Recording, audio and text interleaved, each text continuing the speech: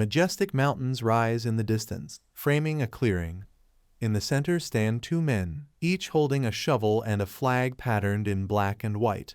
One of them is named Kim Suho. At their feet, small, cute creatures look up, speaking in short phrases.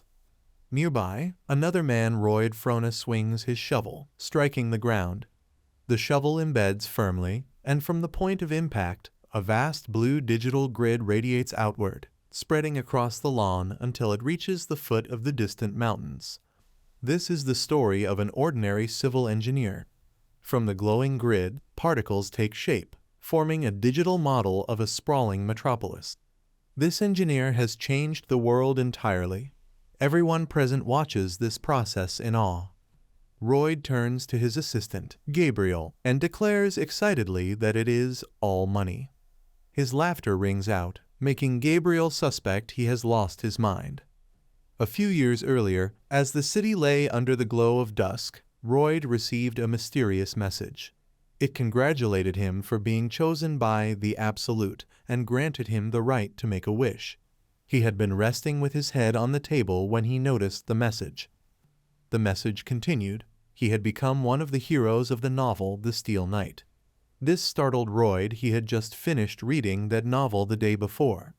The message ended with wishes of inspiration and good luck. He was baffled. He wasn't drunk enough to dream something like this. Could this be an out-of-body transference, just like in so many web novels? Was he truly in another world? When he regained consciousness, he was lying in the suburbs, cold from the ground beneath him. Sitting up, he felt a deep chill run through his body.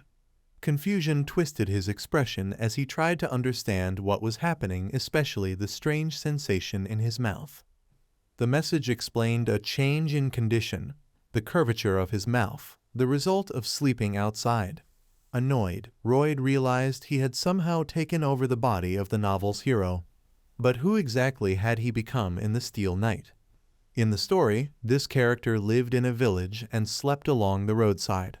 Suddenly, someone called out to him, "Master." A man in a suit approached, explaining he had been searching for him for quite some time. Royd noticed a sword hanging at the man's belt. Moonlight glinted off the stranger's pale hair as he advised Royd to return to the estate. This stranger, Royd realized with shock, was Gabriel Azran, the very protagonist of The Steel Knight. Royd was sweating. Gabriel looked exactly as he did in the novel's illustrations, and he had the same name. In the story, Gabriel would one day become the most renowned swordsman on the continent. But at the novel's beginning, he was simply a knight serving Baron Arcus Frona and also the retainer of the Baron's eldest son. Could it be that Royd had become Roy Frona, the infamous prankster? The two men stood facing each other. Royd, displeased, did not hide his irritation. Gabriel denied the accusation of being a prankster, though he confirmed his name. Royd was still unconvinced, but at least Gabriel seemed to judge himself fairly. Gabriel looked pleased, which only fueled Royd's annoyance. Deep in the forest stood a wealthy mansion. Evening had fallen. Inside, Gabriel lit the fireplace, questioning why Royd had been lying on the road. The previous day, Royd had been drinking since lunch, eventually breaking all the dishes at the inn. Homesick, he had fallen asleep on the roadside. On Prankster's Day, the Baron grew concerned and sent Gabriel to retrieve him. Even if his son was troublesome, the Baron would still feel guilt if something happened to him. Wrapped in a blanket, Royd sat on the bed, noting that the room had no heating. Gabriel advised him to rest and promised to report to the Baron in the morning. As Gabriel turned to leave, Royd smiled and asked an odd question whether there was much light in their house. Surprised, Gabriel left without answering, closing the door behind him. Royd tilted his head in thought. He knew the entire story. After all, he had read the last chapter just the night before, lying in his small, narrow room. He knew what fate awaited the Frona family. At the very start of the novel, the Baron and his wife encountered vile robbers. In an instant, they lost all their wealth and, in despair, decided to take their own lives hand in hand. Meanwhile, the surviving Frona heir would fall into despair, drowning himself in alcohol day after day. Thus, repeating the fate of his parents, the man was irritated by the fact that, despite being aristocrats, their lives were just as insignificant as they had been in Korea. Was it truly the Absolute at work, or someone else pulling the strings? He received a message stating that he had been chosen by the Absolute and granted the opportunity to make a wish. But why place him in this body? The next day, the weather in the city was beautifully clear. Sunlight streamed through the windows of the Fronter mansion. In the hallway, Marway Frona, a worried mother of the swarm, walked alongside Gabriel. She wished to know what had happened at the inn the previous evening, but Roy denied anything unusual, claiming he had been reading a novel at the time. Marway urged her husband to go and apologize. Roy immediately agreed to take responsibility for what had been done, stating that it was his body, and thus his responsibility. Both Marway and Gabriel were surprised by this uncharacteristic response. By midday, the sun hung high in the sky. On a street corner, an elderly man struggled to load hay into a cart. His attention was suddenly drawn to two men passing nearby Gabriel and Roy, walking casually. Roy noticed the loader abruptly hide behind the cart for no apparent reason. The two men were puzzled by this behavior. As they continued on, they saw other passers-by hurriedly avoiding them. Roy grew increasingly concerned. A little boy peeked from a window, only for his father to quickly pull him away and close it tight. Roy received a message that the villagers hated him, something he had already sensed. But why was Gabriel following him? Gabriel explained that he was assigned to watch over him, not to protect him, but to protect the townspeople from him. After all, the swarm was seen as a kind of scoundrel. Roy considered the need to improve his image, if not for pride, then at least to ensure he wouldn't go hungry in the future. Ideally, he could also resolve the family's debts, allowing him to live in prosperity as heir to the village owner. Inspecting his messenger, he searched for some hidden advantage and discovered his skills, being mischievous and drunk. Apparently, he could irritate others easily and become like a dog after drinking. Roy was infuriated by this description and waved his arms in frustration as he walked. Gabriel, watching him, asked where he was headed, since the inn was just ahead, the very place he wished to apologize for yesterday's incident.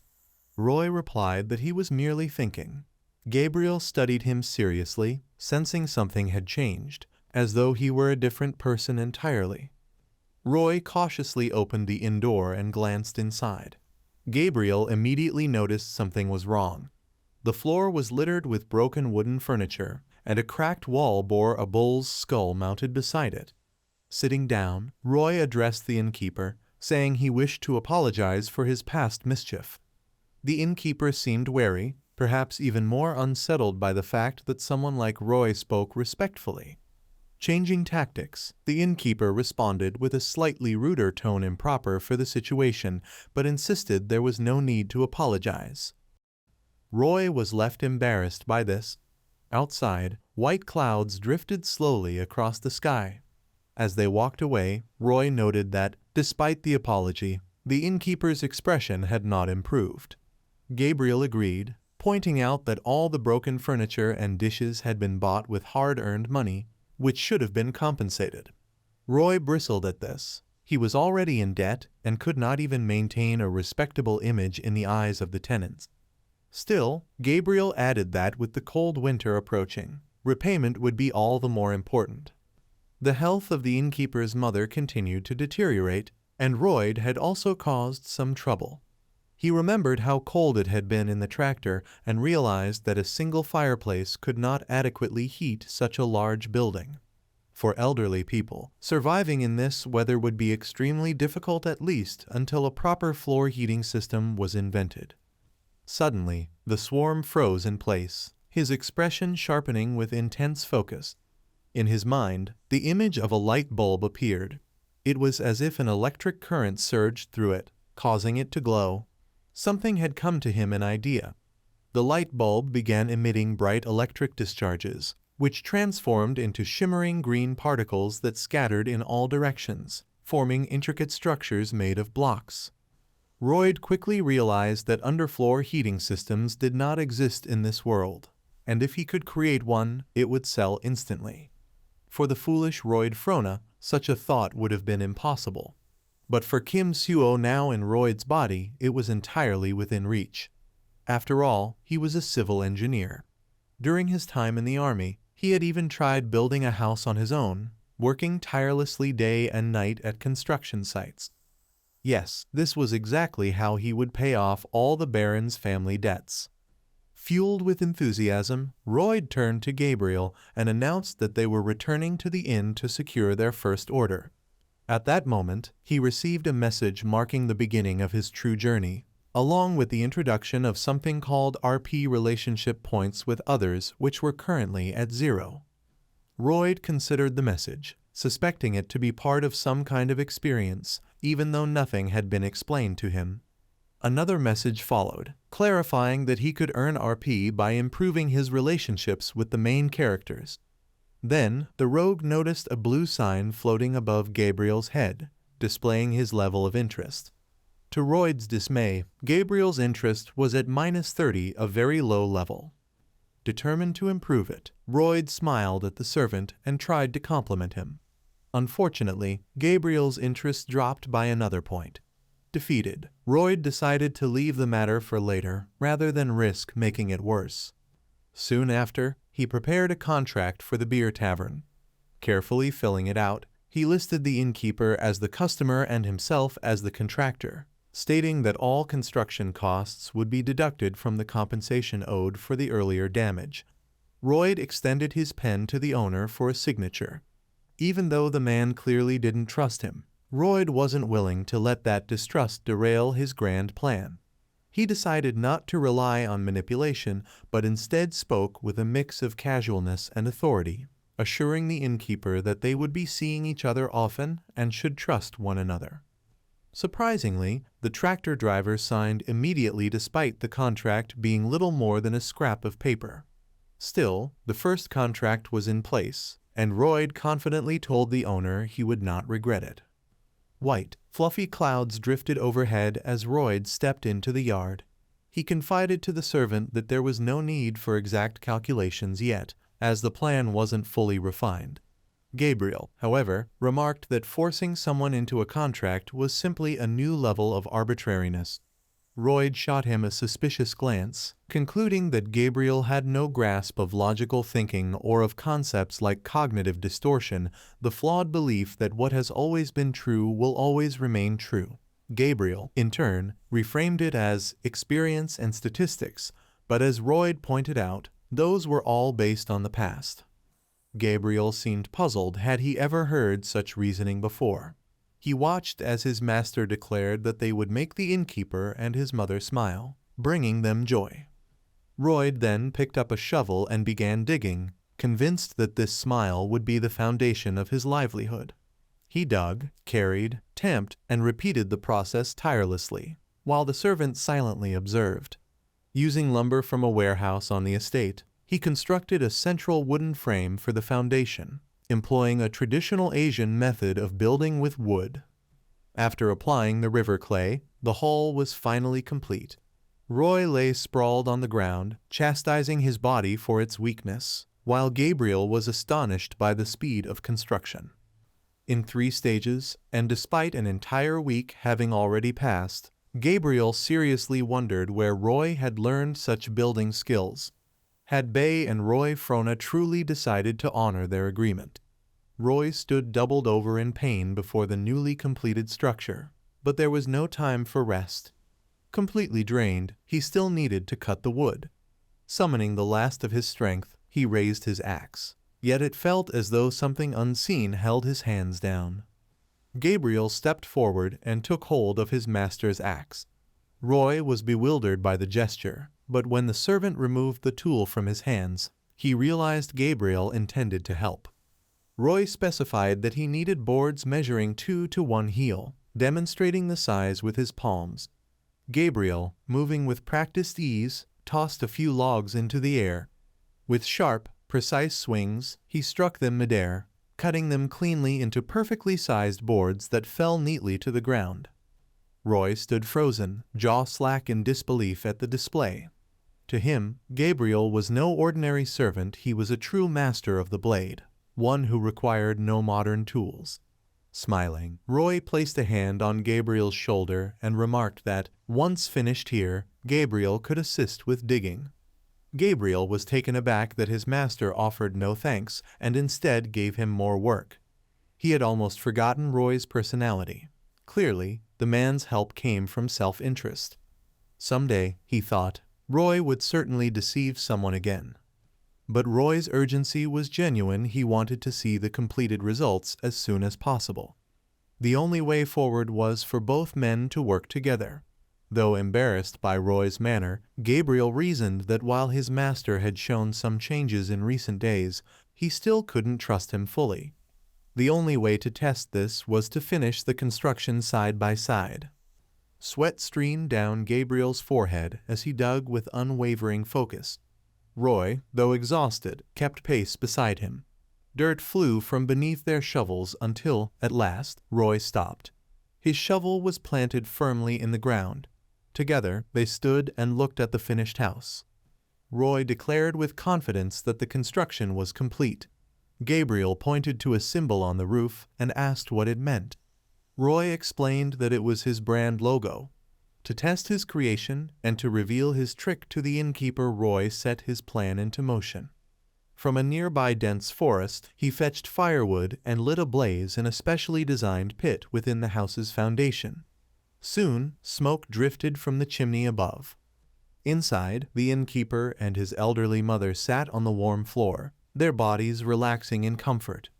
The old woman's long aching joints eased, and the innkeeper could hardly believe such a thing was possible. Roy was satisfied floor heating in this world would seem like pure magic. The innkeeper expressed heartfelt gratitude for the joy brought to his mother. Gabriel was taken aback. Just as Roy had predicted, they were smiling, truly smiling. Could Roy have done all this simply to see such expressions? It seemed impossible. Roy was not the type. And yet, the villagers' warmth was genuine. They were sincerely happy. Because their relationship had improved, Roy also gained 36 points. Reading this pleased him. Perhaps Gabriel's opinion of him had shifted, even if just slightly. Regardless, the first order had been fulfilled. Despite still being in the red, he had completed this model home as an advertisement for his services. Within days, a line of townsfolk gathered outside, eager to experience the innovation. Each left claiming they felt as though they had nearly melted from comfort. Roy sat at a nearby table, offering to install similar rooms in their homes. 2 models were available, one for a single room and one for a complete house renovation. Discounts were offered. One skeptical peasant hesitated, uncertain whether to trust Roy. The man emphasized the importance of mutual trust and reminded the buyer that the cost was modest. As Roy spoke, someone unexpected approached his father, Eros Frona, curiosity written on his face. His interest level in Roy was 20. Roy had not anticipated seeing him here. Later, in the grand dining hall of the Frona family estate, Roy sat at the long table, sharing lunch with his father. The man looked at his father. He had been avoiding him for so long, and now, if his father forbade him from building, what would he do? His thoughts were interrupted when his father said he was ready to hear him out. The father wanted to know what Roy had come up with this time. Roy explained that the innkeeper had commissioned him to create a heating system, and he had completed the build. Now, he was making contracts with other residents of the town. But to his father, the people of the town were incredibly important and valuable, and he would not forgive any deception against them. Roy assured his father there was no need to worry, even though no one seemed to believe him. With that, the man decided to leave. His father assumed he was doing this because of the family's financial situation. After all, he had eyes and ears and must have already realized everything. The father told his son not to worry, promising he would handle the problem himself. At that moment, Royd remembered hearing these same words before back when his father had told him everything was fine and that his main concern should be his studies. At the time, Royd had truly believed it, but now he knew it was a lie. Nothing had been fine. He didn't want to be miserable because of someone else's financial troubles. Still, he supported his father and said he would try his best. A few years ago, he should have told his father the same thing. Walking down the corridor, Royd counted the number of orders and deposits he had already received. Then, he encountered two men loan sharks named Medoff and Silo. They passed by without even greeting the Baron's son. Royd found their behavior curious and watched as they entered his father's room. Inside, the moneylenders expressed their dissatisfaction with a payment delay of more than 5 days. They warned that if payments continued to be late, they would not sit idly by. Arrows was embarrassed. Silo suggested they could sell household items to raise the money. From the doorway, Swarm observed the scene. Just then, the moneylenders arrived in perfect timing for what he needed. Swarm's RP was at 36 points, some earned by improving his relationship with Gabriel, but he still didn't know where to invest them. The messenger explained that he could spend the points on talents to improve his skills. As the messenger began downloading, a glowing blue circle appeared beneath Swarm's feet, revealing his knowledge in mechanics, soil hydrology, structural mechanics, water supply systems, and the design of steel and concrete structures. The messenger was impressed at the extent of Swarm's knowledge. Based on his abilities, he could improve certain skills for 15 points each. Though Swarm didn't fully understand what was happening, he knew he had enough RP to upgrade 2 skills. First, he chose to gain knowledge of basic topographic surveying. His eyes glowed green, and he realized he could now calculate everything himself without using GPS. Then, he acquired the skill of basic level design, a huge advantage, as he had recently struggled to draw a project on paper. This would make his work far easier in the future.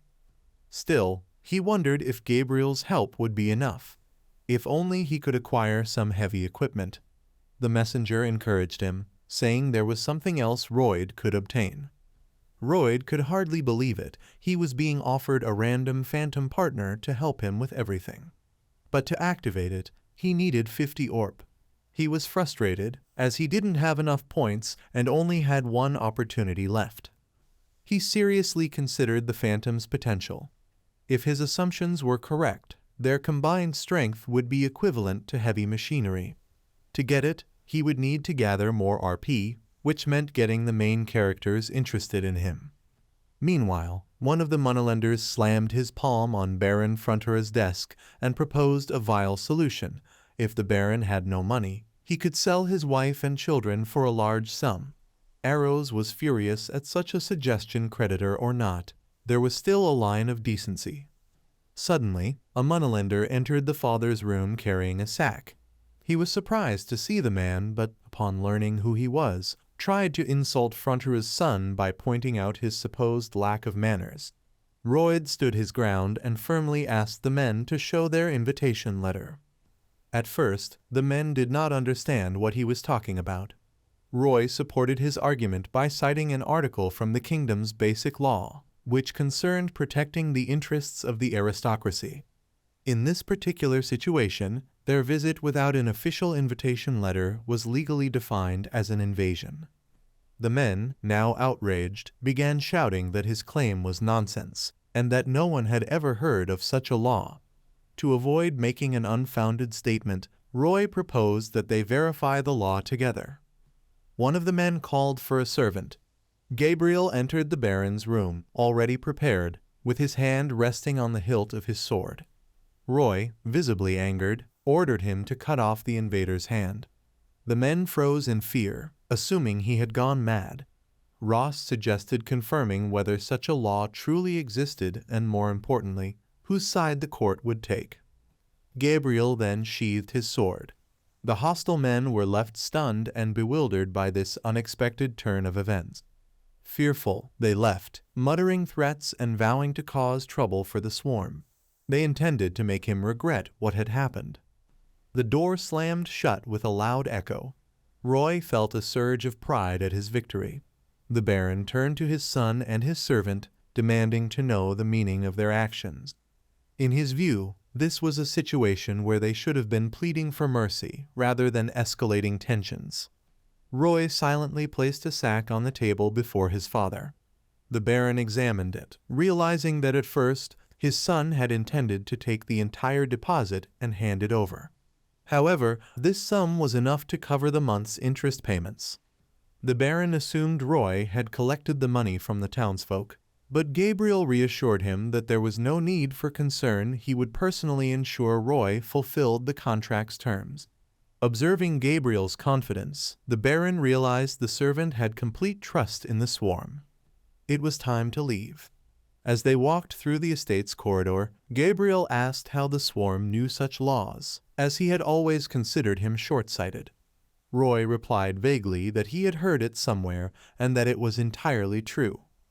Gabriel explained that, in the novel, after the Baron and his wife passed away, 2 moneylenders tried to seize and sell their bodies.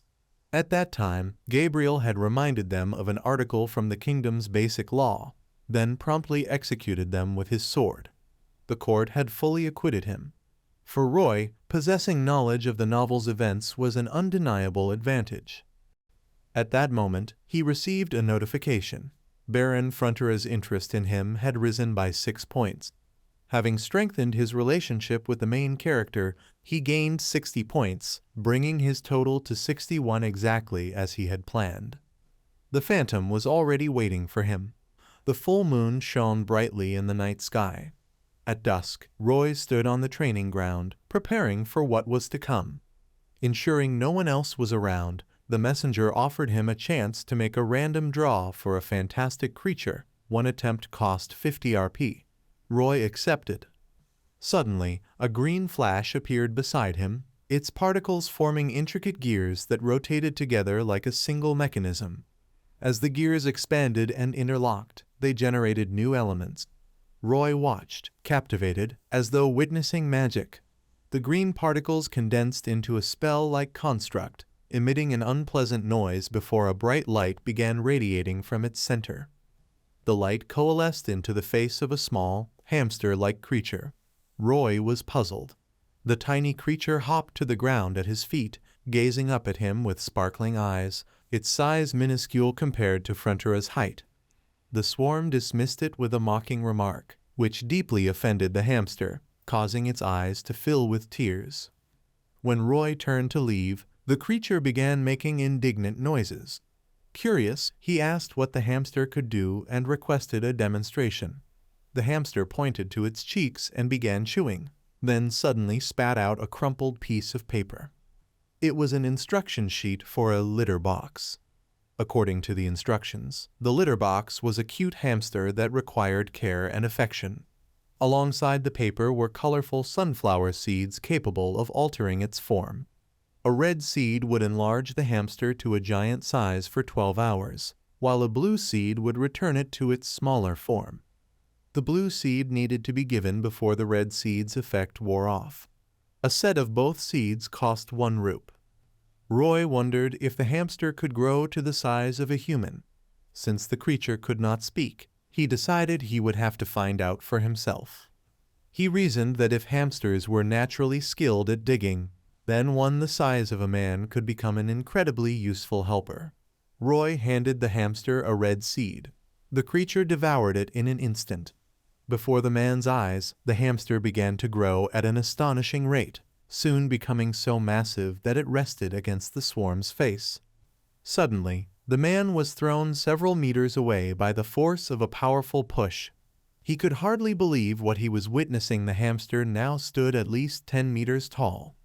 Looking down on the swarm, he received a notification about a skill, Padong Level 1 Digging. The swarm barely managed to shout the rodent's name before it began burrowing at incredible speed. Another skill notification appeared, Level 1 Earth Fortification. The hamster lay flat on the ground, spinning rapidly from one place to another. A third skill followed, Level 1 Cheek Puffing. The hamster stood with its cheeks puffed out, staring at the swarm. In a flash, it spat out an enormous boulder, landing it right in front of the man. The boulder was larger than the swarm itself. The man felt both astonished and satisfied he had finally solved his heavy machinery problem. However, he knew that appearing in public with such a magical hamster would draw unwanted suspicion.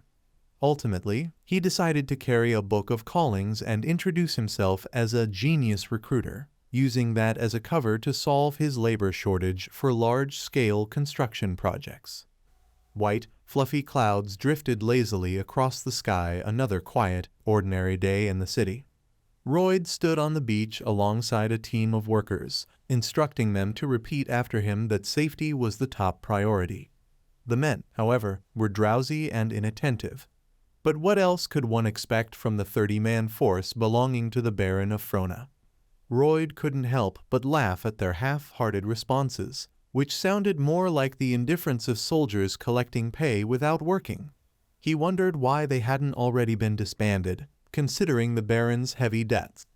No bonuses would be given, they already had enough labor. Addressing the soldiers again, Royd stressed the importance of unity and cohesion. After all, the purpose of an army was to fulfill assigned tasks. He recalled that during his own time in the military, they had done more digging and weeding than actual training. He pointed toward a pile of earth as an example of fruitful work completed the previous night, though in truth, the pile had been dug in only half an hour. Their current mission was to restore the estate, beginning with the construction of a boiler house for its residents. To do so, they first had to move all the soil to the designated location. Unsurprisingly, the workers were neither inspired by the owner's speech nor encouraged by the prospect of the labor ahead. Royd had expected such a reaction. Suddenly, a man approached him, Senior Knight Newman of the Barony of Frona. Newman sought clarification on the orders given to the men and expressed that the royalty expected him to speak. There were 3 knights serving the estate: Newman, Byram, and Xavier Azram, the protagonist of this story. At the start of the tale, only Byron and Xavier would remain loyal until the estate's fall. Newman, however, would be the first to betray the Baron, selling information to the intruders. Royd thought it unfortunate that such a man held the position of senior knight.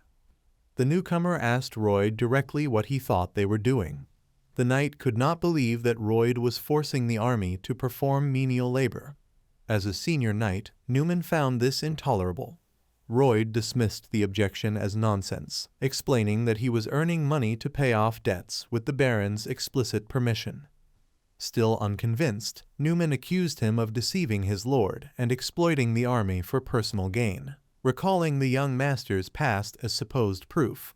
Royd closed his eyes at the accusation, then, after a moment, smiled and agreed mockingly that Newman was correct. He added that it was obvious just by looking at Newman's poor endurance. If the man tried playing an online game, he would fail within a minute. Without further warning, Royd picked up a shovel from the ground. In one swift motion, he swung it toward Newman. The workers stood frozen in shock at what they had just witnessed. Newman could barely shield himself from the clouds of dirt that flew at his face. The smile on the swarm's face remained unwavering as the dust settled on the knight's shoes. Newman was furious. He called the man a scoundrel who was trying to tarnish the knight's reputation, though he also considered him a foolish son of an almost bankrupt baron. Roy assumed the knight wanted to throw away his regalia and challenge him to a fight. The man picked up a shovel, twirling it in his hands, and instantly shifted into a fighting stance. He pointed the end of the shovel at Newman, declaring he had no objection to a duel. In response, the knight warned that he would regret it. A month later, Roy and the knight gathered for the duel. Gabriel asked his master if he was truly confident in his victory. Sitting on his bed, Roy admitted he was not confident at all after all. His opponent was known as the Heart of Man, a junior sword expert, while he himself was merely a lazy man with no real ability to resist such skill. In Roy's opinion, Gabriel's question lacked thought. The servant could barely stop himself from reaching for his own sword, resisting the urge to fight back. He could hardly believe Roy had thrown dirt into Newman's face and even gone so far as to request a duel. Perhaps Roy simply wanted to play the scoundrel again. Yet it was Roy himself who had devised this money-making scheme, petitioned the Baron for a favor, and ultimately used it as a pretext to remove an opponent. By this time, Roy had appointed Knight Byron as a temporary manager and placed him in charge of a team of workers. Despite this, Gabriel still doubted his master's uncertainty about the duel. The servant fought to suppress his frustration and avoid harming his master. Breaking Gabriel's train of thought, Roy requested a favor. He wanted to be taught how to wield a sword. Gabriel refused outright.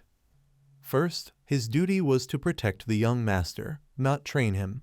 Second, he compared Roy to a sack, meaning that if a sack learned swordsmanship, it would only become more dangerous to those around it. Roy was disheartened by the refusal. In an attempt to persuade him, Roy offered to help cure Gabriel's insomnia in exchange for fencing lessons. Gabriel was taken aback, wondering how Roy had learned of his condition. Roy explained he knew from the novel The Knight of Steel, and also understood its cause. In the novel, knights are divided into 4 ranks: least expert, middle, highest, and master of the sword. Gabriel currently ranked as a highest sword expert and was close to becoming a sword master. His insomnia, Roy explained, was due to the sword master syndrome, a condition stemming from inhumanly sensitive nerves. Naturally, people in the countryside, including Gabriel himself, had never heard of such a thing. Seeing the exhaustion in Gabriel's face, Roy proposed his deal again. With a heavy sigh, Gabriel agreed, confident his master would lose anyway. After all, he had tried countless remedies for his insomnia, ranging from cognitive behavioral therapy to aromatherapy, without success. Before long, Gabriel had dozed off with a pillow in his arms while sitting in his chair. Roy had, quite unexpectedly, succeeded in curing his insomnia. It was the first time Gabriel had fallen asleep while studying magic techniques, specifically the 18th technique, reading aloud detailed instructions for iron and concrete structures, a task dull enough to send anyone to sleep. Now, Roy was determined to master every fencing skill Gabriel possessed. The weather was sunny and warm when Gabriel ordered his master to run 50 laps. Roy was stunned, but he turned and began running without complaint. Gabriel watched his young master's marathon carefully. It was grueling, but the boy showed promise. When he finally reached the finish line, exhausted, Roy asked to learn something more engaging. Instead, Gabriel told him to start the second lap. Roy complied, but when he returned to Gabriel, the servant expressed doubt that he could finish. The third lap proved far easier than the second, most likely because if Roy had begun whining, Gabriel might have made things even harder for him. The servant would have said he could not do it and turned away from him. Gabriel gritted his teeth and silently agreed with this assumption. Roy intended to run to the end, determined to see what Gabriel would do. Then, a message appeared. The passive skill freakishness had risen to level 4. Everyone who saw him thought he was insane and wanted to strike him, but the swarm denied possessing such a skill. Dust rose from beneath his feet as he ran. In truth, he was exhausted, and denying it would be a lie. Yet this was nothing compared to his life in Korea. Back then, he had no family to offer him warmth. Every morning, he awoke in a crowded gashiwon. Every day, he carried bricks to the 4th floor of a villa. Every night, he loaded trucks with boxes. All this was just to keep himself from starving to death. He constantly dreamed that someday things would improve. Each time, he repeated the same words in his mind: "Hang in there, Kim Suo. It will get better. You're doing well. Just a little longer." Kim felt as though he was reaching for a cherished star. He froze, waiting for the moment it would come within reach. But the star remained far away, and then it vanished completely from sight. Kim Suo sank into deep despair. Compared to that pain, this was nothing.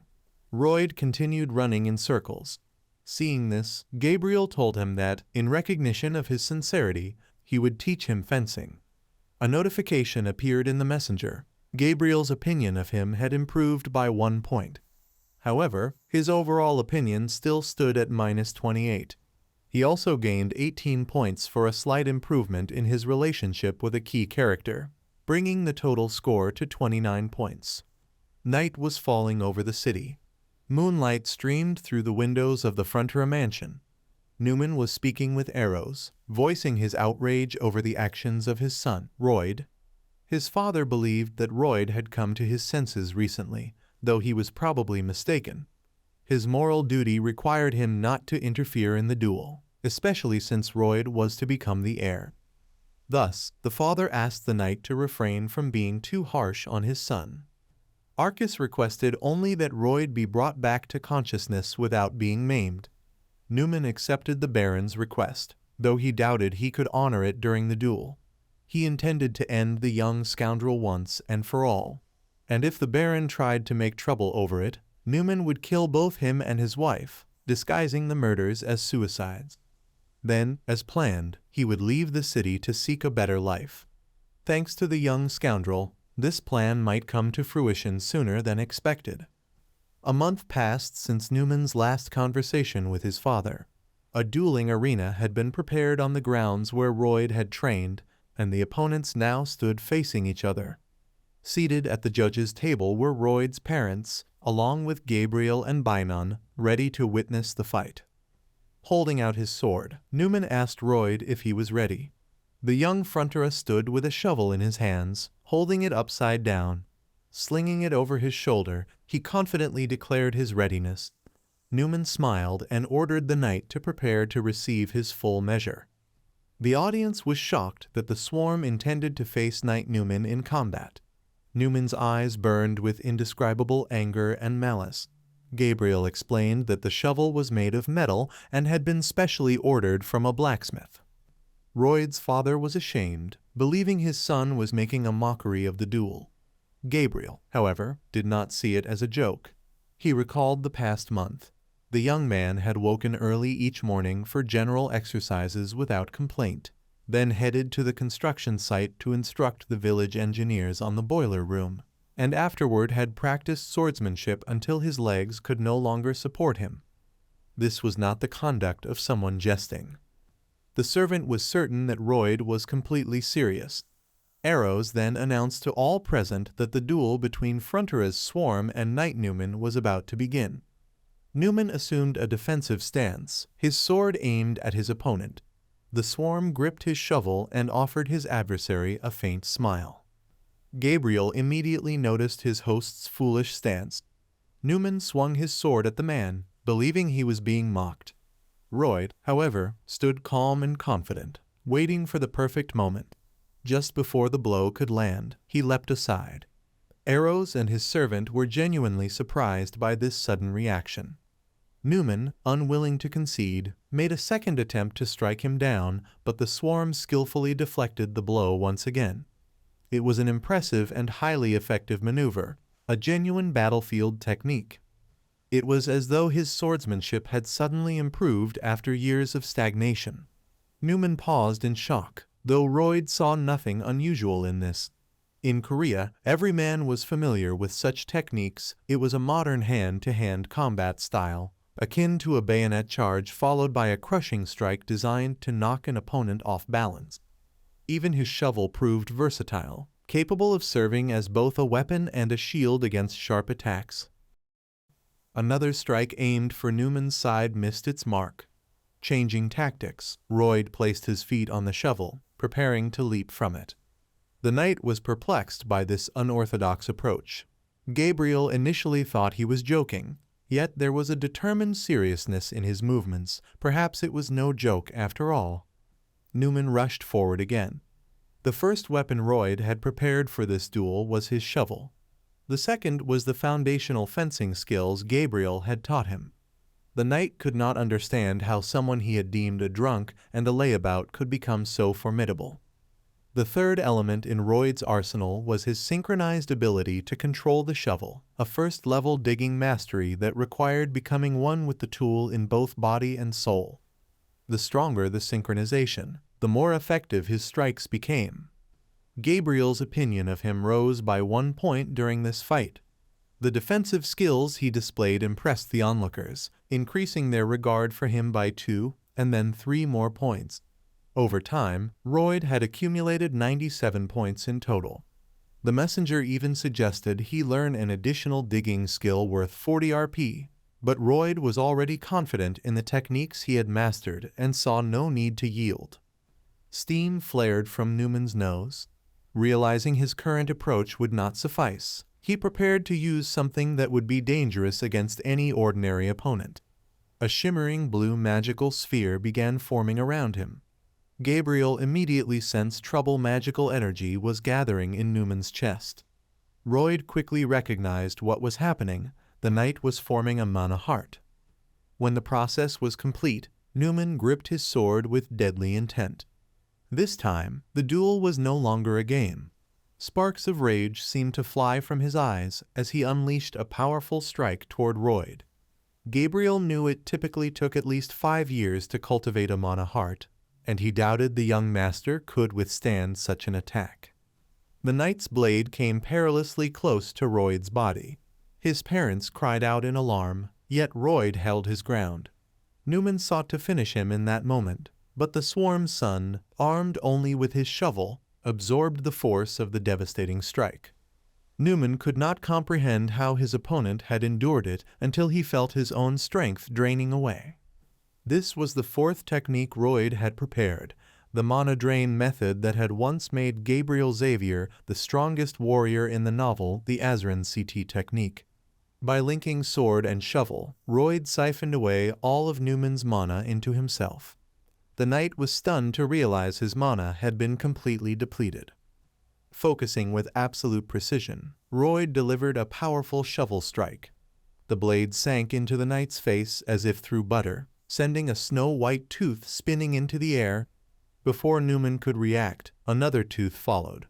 Royd then struck him with the shovel's handle, and, lifting it high above his head, cast a final, humiliating glare at his opponent. The once proud knight, unable to resist any longer, collapsed face first into the dirt. Gasps echoed among the onlookers. Eros and Gabriel watched their young swarm with pride, while others could only call the victory madness. None could believe the young master had bested Newman. The Baron stepped forward and formally declared Frontieras Swarm the winner of the duel.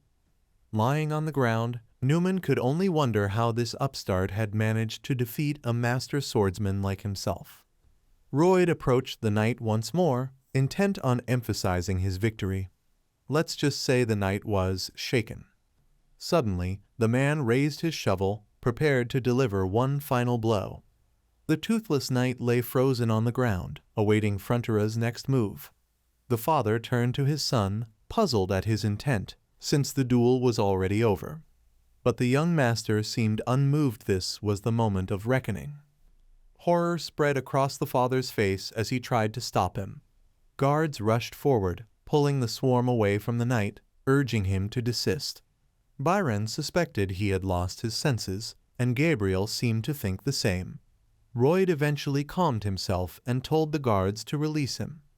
Meanwhile, Newman lay motionless on the ground, covering his head with his hands. The guards and the owner stood quietly by the knight, but only for a moment before the swarm broke free again, striking his opponent across the back. The guards tried to restrain him, but their efforts proved futile. Gabriel, watching closely, suspected that Royd was hitting in a way that would not cause serious harm. His face remained calm, almost as if he already knew exactly how the scene would unfold, just as he had 15 days earlier. 15 days before the duel, Royd had asked his servant to teach him the Arakan mind technique. Gabriel was taken aback by this request, but Royd saw nothing unusual in it. After all, aside from simulating magma, the technique could draw mana from the surroundings and convert it into one's own. Gabriel was baffled by how his master even knew of this skill. It was a secret, incomplete method he had never shared. But Royd countered, claiming Gabriel himself had mentioned it on the night he had helped him fall asleep. The servant could not fathom how Royd could know of something that, technically, did not yet exist. Gabriel refused to teach him. but Royd insisted he could help complete the technique once he learned it. Seeing his master's unshakable confidence, the servant agreed, if only to test the possibility. Royd drove his sword into the ground, listening as Gabriel speculated that perhaps his mana heart was naturally drawing mana in from outside, which then rebounded. The young frontiersman realized that, to his heart, external mana was foreign. However, if the source altered the mana before absorption, it would not interfere with his mana heart. It would instead need to be connected separately, rolled up, stored, and used like an auxiliary engine working alongside the main one. Gabriel was convinced it was possible, though he had no idea what an engine was. Royd was thrilled this was something he had merely imagined, yet it seemed to function. Gabriel could tell from his master's expression that he knew far more than he was letting on. And so, they completed the Asrian mind technique, a challenge that had long plagued Gabriel. From his first attempt onward, Royd's counter capacity increased to 3. With practice, he could reach 4 or even 5. Gabriel's opinion of him rose sharply, though Royd's interest lay solely in the mana absorption aspect. Gabriel had expected Royd to defeat the Knight of the Newmans, as the young master of the swarm possessed the ability to do so, but his victory was absolute. Standing over his opponent, Royd's father shouted for him to stop and spare the knight's reputation. Royd halted, confused by the mention of the knight's reputation. He asked his father to check beneath the tablecloth where he had been sitting. Arrows lifted it, revealing a stack of envelopes. Shocked, the father began to examine their contents. Royd explained that the letters were sent to a scoundrel who had been sabotaging the Baron's estate, and that this knight, Newman, had written them. The letters detailed estate events, the Baron's preferences, and even instructions for forging property documents. Newman was stunned.